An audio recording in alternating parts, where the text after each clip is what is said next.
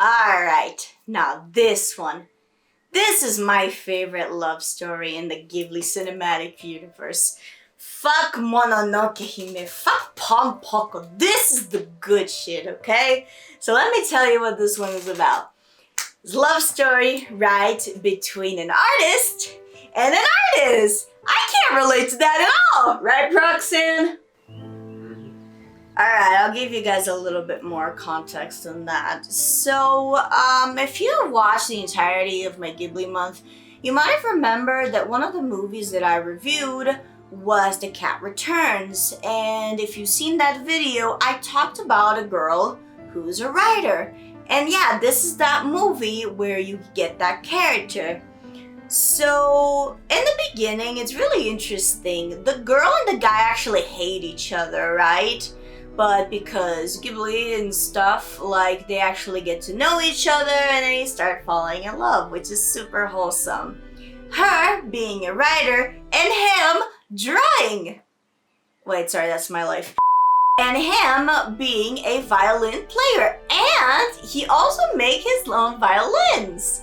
So it's a very cutesy story. They're constantly talking about their love for their craft and what they're going to do with their future and how they're gonna still be together, you know, as friends and at that period, right? It's really, really sweet, and I don't always love love stories. To me, they have to be done right, you know, and I feel like this one does it perfectly. I mean, Ocean Waves, get that shit out of here.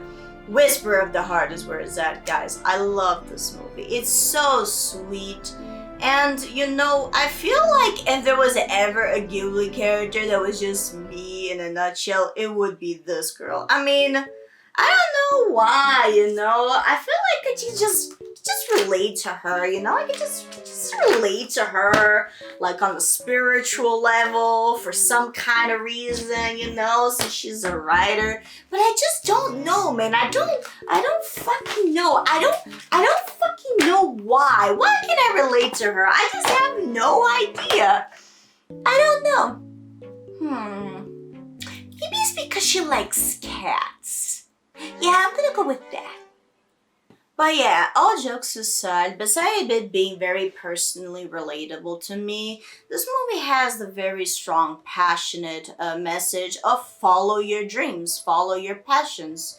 One of the quotes that the grandpa in the movie says is that a stone can't be polished unless you polish it yourself. It can't be beautiful and perfect unless you put in the work for it to be beautiful and perfect and round and all that good shit, right?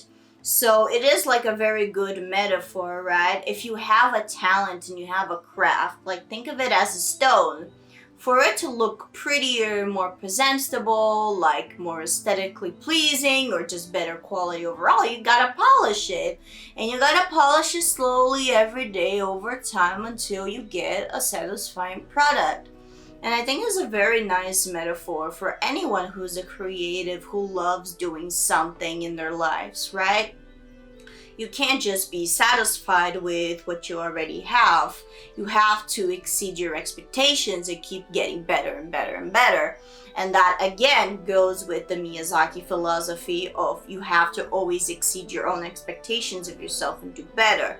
Personally, I don't agree that you have to work yourself to the bone and kill yourself over art, but yes, I think that we should always try to improve ourselves.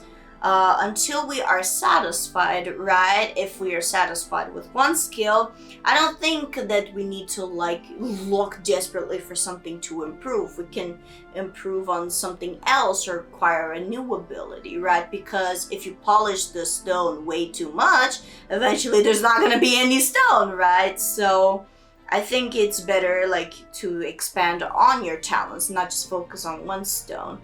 But regardless of all of that, I think it's also a very beautiful and realistic love story compared to all the others, because the main characters, they always have this dilemma of what we are going to do with our futures, right? Like the main boy, I think he's offered the ability to travel overseas, to make his violins and study.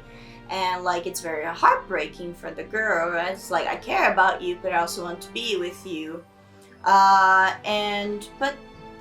This is a Ghibli movie, Miyazaki movie, so you know, a happily ever after. There's always that ending. Look, I'll just say it because it's not that big of an important spoiler, but yeah, the movie ends basically like this. I love you, Shizuku. Will you marry me? That's exactly what I wanted! Dude, you are 13! 13, bitch! You gotta think about your life, bitch! You can just go marry a dude! You're 13! Look, love aside, it's very wholesome, right? But let's be realistic. You can't marry someone when you're 13. That's just not how it works. But okay, I want to be optimistic. Maybe it does work out between them. Maybe they have their happily ever after. Maybe they date for many, many years until they're in their 20s, and then they can get married and have a beautiful, happy life, you know? It's a very optimistic take on it. I mean, it worked out for me and my significant other, or at least it's working out for now, right? Life is very unpredictable when it comes to love and art and the opportunities that you get in life. But I do feel like just have fun along the way and always try to like make the best out of everything and always try to stick together if you can. I mean, it's optimistic, it's extremely optimistic, but it doesn't always work out. It's good to be optimistic though, and I guess that's all about what I can say, if I can say anything about the subject. But yeah, overall, this is a very sweet movie. If you like a romance that I feel like again, this is Ghibli's best romantic story.